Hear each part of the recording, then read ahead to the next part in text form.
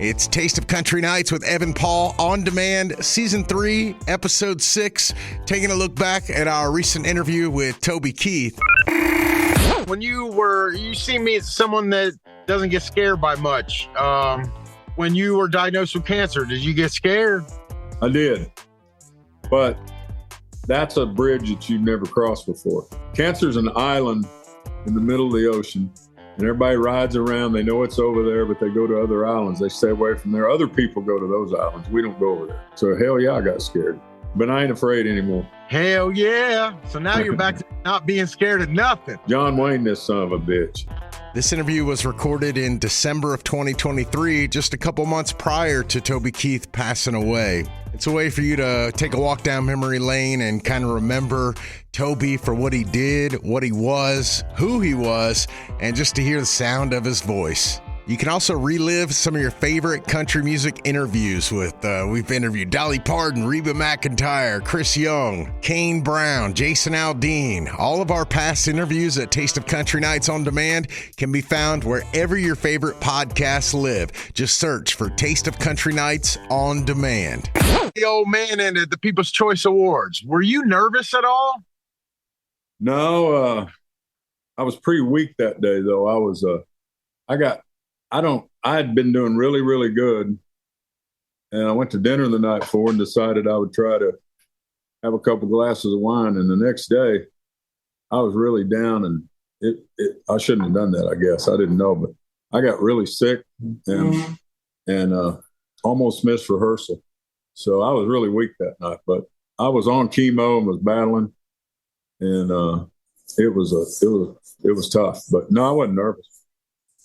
Okay, and the response from everyone was really like overwhelming. What stood out to you about what people had to say seeing you on TV again? Well, the wonderful part of it was when I did it for the movie 3 or 4 years ago, the Mule, Eastwood's deal. Everybody at Warner Brothers they promoted with a lot of money for the Oscar or Academy Award, and of course, with the political polarization going on, they're not going to let me and Clint in, but they promoted it anyway. And then, nobody wanted to play it as an old-fashioned song, and it just didn't go. And then Willie cut it on his album, Engelbert Humperdinck, some of the old guys cut it, and then some foreign superstars cut it. And I thought, well, that's what it was meant to be, words to live by. And that's just not the way music scene is today, those old type songs.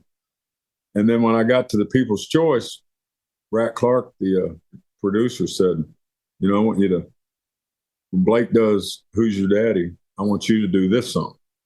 And I was like, that's going to be a real bummer coming out of Who's Your Daddy? And he said, I know, but I think it'll be a special moment in the show. And man, was he right. That thing exploded. Afterward, people were eager to draw conclusions about why it was so emotional for you. What do you think about that? And what did you want to say about people that were assuming? I think when I wrote it, I was writing it. Clint Eastwood inspired it, but it's like I was writing it. Clint's 93, still plays golf every day. So when I wrote it, it was like, I didn't know those in the next few years that I was going to have to be looking those words square in the face, and as much as they're words to live by when you're old, they're just as much words to live by when you're battling a fatal type disease that can be fatal, So it's like, I never knew I was going to have to do that. So I think with me being out of the public's eye, COVID, and fighting cancer 2 years, and really not being out there going, I'm in my 30th year, and I'd never taken a year off. So now disappearing 3 years, and then the word hitting the street, and everybody knowing that what I was battling, and then showing up at this deal and singing that song, it just spotlighted the moment and the song so much that when I hit the stage, it was like everybody was wanting to see what's left, what's he got left. And so I had their attention. And then you drop that heavy hitting song on them, and it was just a magical moment, Yeah, it was, man. I mean, I mean, it brought me to tears, man. I got to tell you, man. I was sitting there watching it, and I can't even watch it now without crying, brother. I'm just being real, man. That was a good moment, man. I've had thousands of people tell me that. Emails, text messages, videos, FaceTimes, in public, face to face. They're going, I've had so many guys, even all the girls are going to cry, but I've had so many guys go, dude, I bawled my eyes out. But yeah, we didn't design it for that. It just, things that are really, really special just have to happen for a reason. And you can't plan. If you knew how to pull that off every time, you'd plan it that way. yeah. There was no planning in it. I just showed up and they said, here's what we want you to play. And I really wasn't even thinking nothing about it going into the rehearsal. And we get done the rehearsal and I take my ear monitors out and Rac Clark's coming up the stage bawling, wiping wet tears. I mean, and going, you SOB, you got me. You got me. I'm right on this. This is going to be a great moment tonight. And then I started realizing the impact it could have. And I said, this may affect a lot of people tonight. And of course it did. How you feeling today? I feel great today. It takes a while. You have to be the captain of your own ship. And doctors in the medical world are just like any other profession, you know, and you got a lot of people on these teams doing it. And you just have to dig in and get everybody in the right place, get the right people, and pray for the right results. And I finally got it in a spot where I'm really comfortable with it. And everything's trending really well right now. And I'm not going to let this, define my rest of my life. And if I live to be 100 or I don't, I'm going to go forward. And I'm feeling good.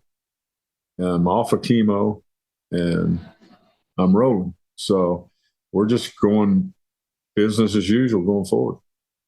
They got my video turned off. I don't know if I'm trying to turn it on. So I don't know if they're listening. I'm trying to turn on, but it says okay.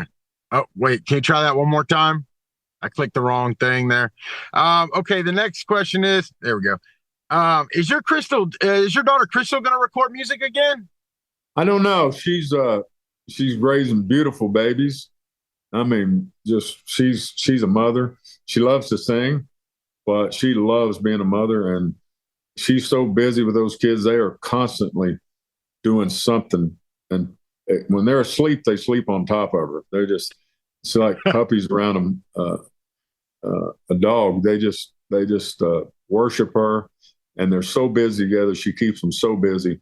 But I heard her sing at an event. She's still got the pipe. She can go and she can write. She's just, she's getting the age now where she's just like, I did that. That was fun. I had her on the CMA stage with me when she was 17 and she's 35. So it's like, what are you to do? So right. It's, or she's 30, she may be older than that. Yeah, she's 38, but it's been, she had fun. She was out there. She did the radio interviews. She did all the shows. She wrote songs. She's got a song called Daddy Dance With Me. It's one of the most downloaded wedding songs for daddies to dance with their daughter out there. I know you're not going to believe me, but I played that at our wedding. I swear to God. We played that at our wedding. She wrote that and had it ready to go. And the first dance is the groom and the bride, and they danced to Elton John ballad. And then it came Daddy Dance, and all my friends are there. We're in Cabo, beautiful wedding. And I walk out to dance with her, and they go, here's your surprise. And she dropped it on me. And I was sitting there crying. I was like, this is terrible. You have just busted me out, because it's such a powerful song. And there's still times when I'll hear it, and it tears me up. But she nailed it. And she's still going. She can still perform. She'll get up and jam with people, but I don't think she probably won't ever, till her kids are grown, maybe not. She won't take another run at it. She may write an album at some point. Okay. What are these Vegas shows going to look like? It sounds like it's going to be a party. What can fans expect? We're going to come blazing. I don't usually need a rehearsal, but being off COVID and cancer, we're going to go to Nashville and do a rehearsal.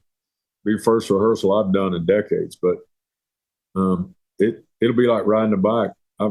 We counted them up one day. We were bored, and I think I have over 90 charted Billboard singles, 31 number ones, and 50 something top tens, and we added them all up, and I could play a 4.5 hour show.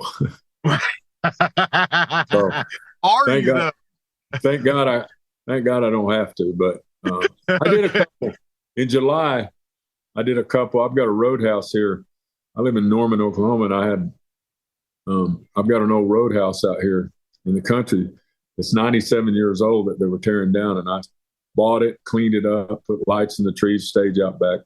And a lot of people show up when the weather's good. And I snuck in down there one night and did Friday and Saturday unannounced, brought my band in. I did 2 3-hour shows. Well, we don't have to do 3 hours at Vegas, but I just wanted to go 3 to see if I was tired. And I cruised right through it. It was like riding a bike.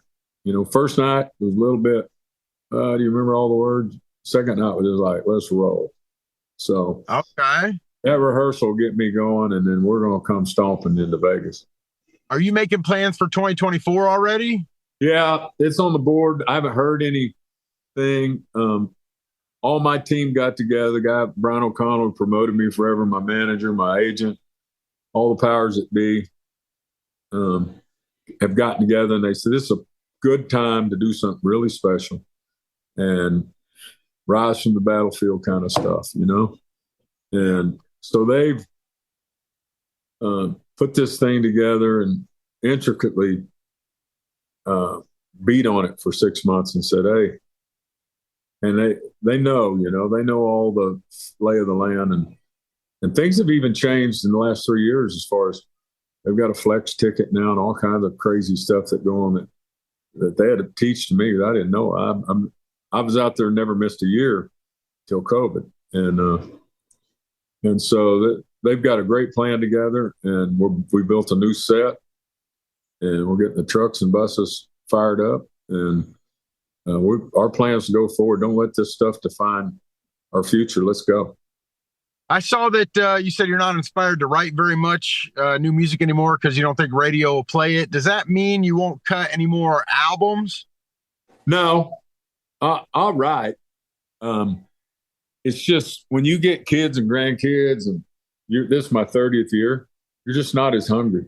You don't have a bottom line to hit. You don't have, you got other stuff going on in your world that's way more important. And you've written songs your whole life, and you know the difference between a good idea and a bad idea. I've written so many songs that when I'm writing for myself, that I know I'm only a great idea away from a great song. But it's hard to take an average idea that you might write every day like we used to. You can do it, but it's more difficult to turn that into So I always say it's like a guy bow hunting deer in a stand.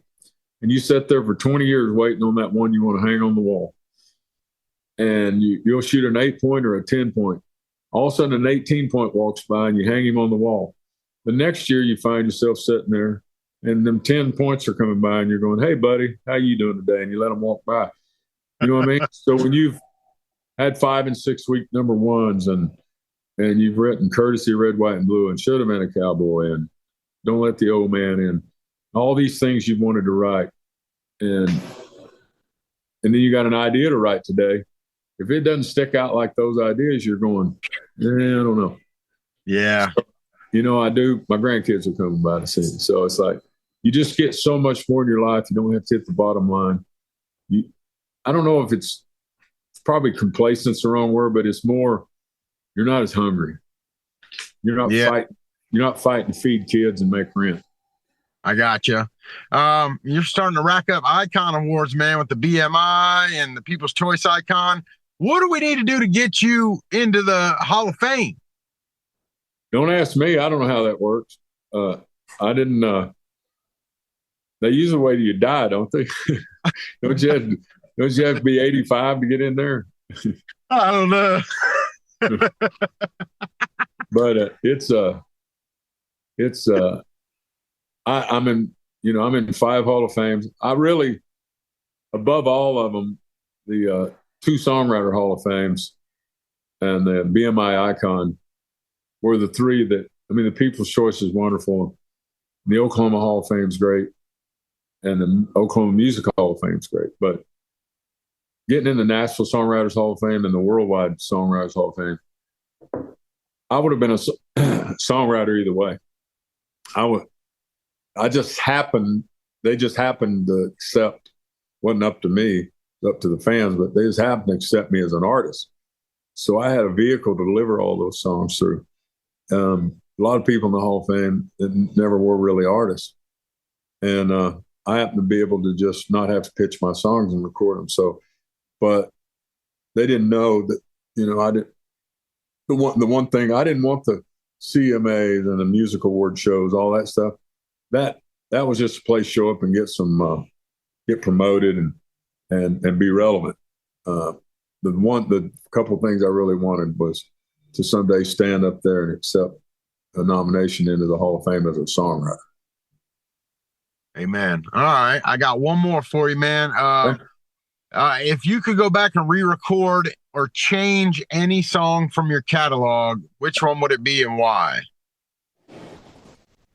I can't really say I would change anything or re-record because most of those songs I wrote, 90% of them. And people ask me all the time, the question I get the most, what's your favorite song you've ever recorded or wrote? They were all like children because I know where I was. They all had their own special place. They were all conceived between these 2 ears in this melon. And they're all special to me. You think about the big monster songs at 5 or 6 week #1. Yeah, they were big, but when I wrote them, I worked just as hard on another #1, like Wish I Didn't Know Now. Some of those songs, Shouldn't Kiss Me Like This, Is That Blue Moon, Who's That Man? Those were songs that were #1. They weren't 5 and 6 week #1s. You still hear them on the radio, but I know where I was, why they were conceived, and I know how hard I worked on them. So it's really hard to define all that. It's just a great big body of work that I was really blessed by the Almighty to be able to have those skills. Hey, man, real quick, I'm sorry I lied. One more thing, man. When you see me as someone that doesn't get scared by much. When you were diagnosed with cancer, did you get scared? I did. But that's a bridge that you've never crossed before. Cancer is an island in the middle of the ocean, and everybody rides around. They know it's over there, but they go to other islands. They stay away from there. Other people go to those islands. We don't go over there. And when you finally crash on that island, there's a lot of boats over there. And then you find out that half the world is afflicted with active cancer. And you go, holy cow, they've been working on this for centuries. And they haven't got this puzzle put together yet. And I just lost an acquaintance. We were playing golf in September of 21 up at the lake house. And my buddy had his college buddy in, and we're all playing golf, having a beer. My buddy goes, this guy never sleeps. And I didn't know him. I didn't know if he'd lost weight or had any. It's the first time I ever met him. Played golf 3 days with the guy. He had to go play in a cash tournament at Vegas. When he left there, got back to Oklahoma City, and about 2 weeks later, Lance called me and said, hey, remember that guy you met up the lake? He goes, he's got like 2 weeks to live. He finally went in and got a checkup. He'd up with cancer and sent him home. Lance went and seen him, and he died like 10 days later. So a month later, I get diagnosed. And a month after that, my son's fiance doesn't have a father, and she asked him if I'd walk her down the aisle at my son's wedding. And I'm going, well, if I'm like the last guy, I ain't going to make it. So hell yeah, I got scared. Thank you, man. Thank you for answering. But I ain't afraid anymore. Hell yeah. So now you're back to not being scared of nothing. No. John Wayne, this son of a bitch. Yeah, that's what I'm talking about. Hey, one time you told me that Solo Cups never gave you any money for that song, so I quit using them shits. I just want you to know I still don't use them. Well, they told me one time, they said, we got an issue. I said, what? Said, we're only selling the red ones. I said, well, quit making other colors. I love it, man. Hey, thank you very much for taking the time, man. We truly appreciate you. You're welcome, brother. Love Legend. that car seat. Love that baby seat in the back, man. That's yeah. Thanks, man. I just went to my daughter's play. Yeah. That'll get you. Right. Hey, that's what you drive around town. That'll get you laid. Yeah. Get out of here. All right, man. You have a good one. All right. See you, buddy. All right, we're going to bring in Billy Dukes here to kind of talk about this interview. We've already had this interview on a podcast, but obviously since Toby Keith passed away, we wanted to go back and listen to it. Where are you at right now, man? What do you think? Where are you at in your head? Well, it hits a little bit different because I think after that interview, I certainly thought he was beating cancer. I bought into the optimism, and I thought that maybe he was on the back end of this disease. Yeah, I did too. And I'm not sure that was the case at all. When I was talking to him, it was a FaceTime, and I was looking at him, and obviously didn't look the same as he did in the past, but yeah, he was so optimistic, and he was planning on the future. And just when I listen back to this interview, it's crazy when he talks about his friend who let him know, hey, remember that guy you met the other day? Yeah, he's got cancer. And then like a little while later, yeah, that guy died, and Toby was, like, that's not going to happen. We're going to beat this. And it's crazy to me. I'll tell you, there was a couple people that told me right before I interviewed him that helped set the interview up. They were like, you should take this interview. I'm not sure how much longer he's going to be around. And that was the only person that said that. And I took the interview, and maybe they knew something I didn't know, but that's crazy. Listening back to it, I tried to sort of listen for with a little bit of hindsight's 2020. And I think you do start to hear he quit chemotherapy, but he was still in treatment. That sort of says something. A lot of times when people kind of give up on chemotherapy and start pursuing some different, I don't want to use the word alternate treatment because that kind of brings about a certain sort of connotation that I don't intend for, but just some different treatments. That's oftentimes sort of a last chance or a last ditch sort of effort. Yeah. And I hear that now, and I didn't then. Yeah, okay. I didn't think about that until you just brought that up, but I think you're 100% right. Now that I think back, I didn't think about it either. I just thought maybe he had beaten it, and yeah, I guess maybe he knew something that we didn't know. But, then again, it's like he was talking about playing shows and going on tour, and his team planned out a tour all the way through 2024, and with the new way of getting tickets and everything. But yeah, and now when you go back on the Taste of Country social medias, we posted some clips of his final concert, and you really wonder, did he know? You know what I'm saying? And was he hiding it? Because a guy like him, Toby Keith, he doesn't really want to seem weak. It seems, he wanted everybody to know that he's the fighter all the way to the end. So here's sort of what I'm looking to find out, and I think we probably will find out. One of two things are true. He was sort of projecting a confidence to kind of get himself to believe that, and maybe things were pretty dire, or they weren't, and he was being honest, but something took a turn for the worse. Hopefully in time we'll find out. The one clue here, this death was a surprise, I think. We all knew he was very sick, and I think everybody in media was prepared for Toby's passing. When something like this happens, you kind of write the obituary ahead of time to make sure that it's done in good taste and you get all the details right. And because trying to write a long obituary under pressure is not a great recipe for success. So we had all of that ready to go. But I know for a fact, and I can't say which show, but there was an appearance he was supposed to be a part of earlier this year that he had to bow out of. It was about 2 or 3 weeks ago, I believe, and it wasn't made public. It was just a quiet little note that there was going to be a change in the lineup and Toby could no longer be there. And when I heard that, I thought to myself, oh, well, that's interesting. But then literally didn't think anything about it until this morning when I woke up. Yeah.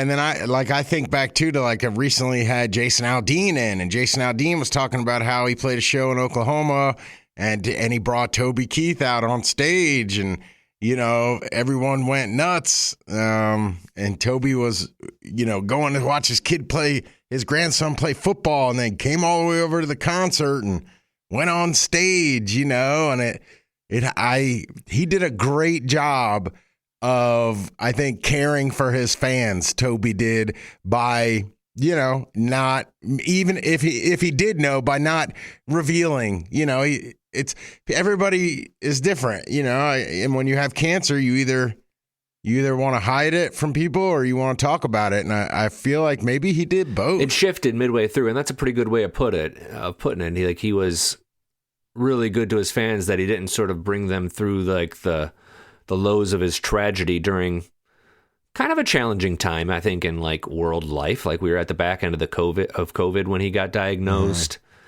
and then coming out of that, so he didn't pile his problems onto, and that's probably just not the kind of guy he is, where he's going to share those kind of things.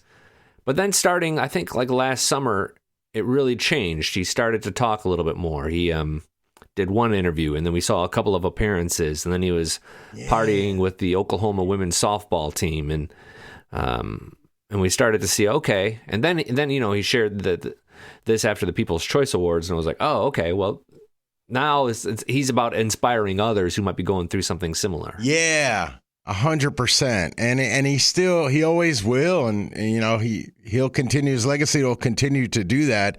And, it's crazy seeing all the people that he touched, all the country superstars that were touched by his life. And, they're sharing their reactions. Jason Aldean, Luke Combs, Carrie Underwood. And there's going to be plenty more to come. I saw that Randy Houser. I think Randy Houser got up in the middle of the night and did like a tribute song to him. Is that right? That's interesting. I didn't see that one. Yeah. Houser had put something up. It looked to be about at 4 a.m. And he was playing a song. It's just, I don't know. I think we're all just trying to reel from the death. I mean, I don't know that there's been a death this big in country music in a while. There, obviously Jimmy Buffett and stuff, but this one is really centered in on country. I mean, you think of like Loretta Lynn, but she was certainly advanced in years, so it wasn't too shocking.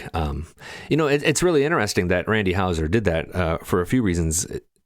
Toby, in addition to being a singer and a songwriter, he owned his own record label for the better part of 15 years, Show Dog Records. And his record label journey throughout his career is sort of a fascinating read for a different time. But he signed artists to that record label. And I think you have to sort of objectively say, as a record label head, like he wasn't extremely successful. Most of the artists that he would sign didn't really produce very much, including in terms of radio success. Trace Atkins is kind of an exception. He was signed to Toby's label for a while and had a few hits. Joe Nichols was on that label for a bit and didn't do too much. And Randy Houser was as well. I mean, Randy released a really, really good album, but there was no radio success. And I had sort of asked Randy about that at some point, and he didn't want to talk about Toby Keith too much at the time. And I thought maybe there was an issue there, but I mean, clearly there was some respect between Randy and Toby. I can see that. And you bring up Trace Atkins. Like I always thought of Toby Keith and Trace Atkins are kind of in the same boat as far as untouchable, and they'll live forever and be Iron Men. Yeah, because they're so strong. Yeah. The difference is, I think people kind of from the outside look at both of those guys and see like a really gruff exterior, and maybe think they're not great conversationalists or a little bit tough to talk to. And I couldn't say anything but the opposite about Toby Keith. Like every time I've had a chance to talk to him, he's been really honest and open. Like my first interview with him, I remember he shared a story about someone on his crew that had let something slip because they were on drugs or alcohol or something, and they had to fire that guy. It was kind of a really raw, sort of behind the scenes story that you don't really hear from artists. And then I don't know, was that the only time you talked to Toby? No, so I talked to that was my third time. So the first time was on the phone back in like 2015, and excuse me, I remember that's when he told me the Solo Cup story about how they never gave him any money and he doesn't even use them anymore. And then I talked to him again in like 2020 during COVID. He was in Mexico.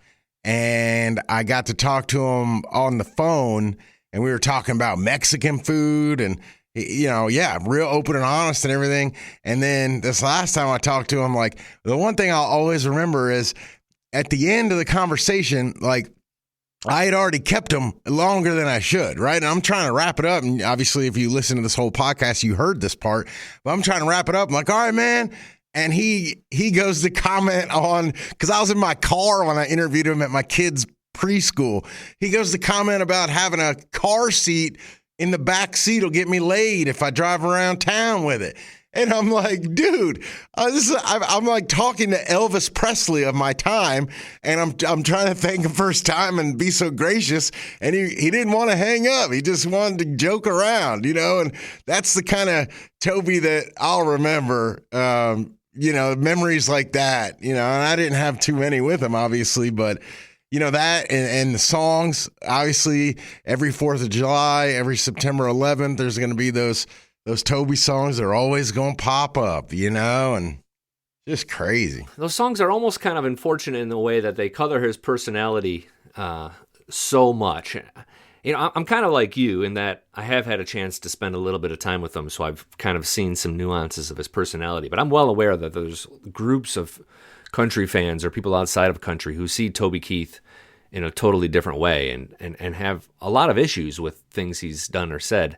I can't really pretend to understand that fully. But like I remember... wasn't like boot in your ass like a whole deal? We'll put a boot in your ass. Yep. People thought that was racist, or and then the beer for my horses lyric about hanging criminals in the street, I think, has kind of come back around, which I haven't fully understood because it wasn't Toby that sang that; it was Willie Nelson, and no one really ever gets mad at Willie Nelson for that. But that's not to say there's not an argument there. But to your point, I remember the first time I met.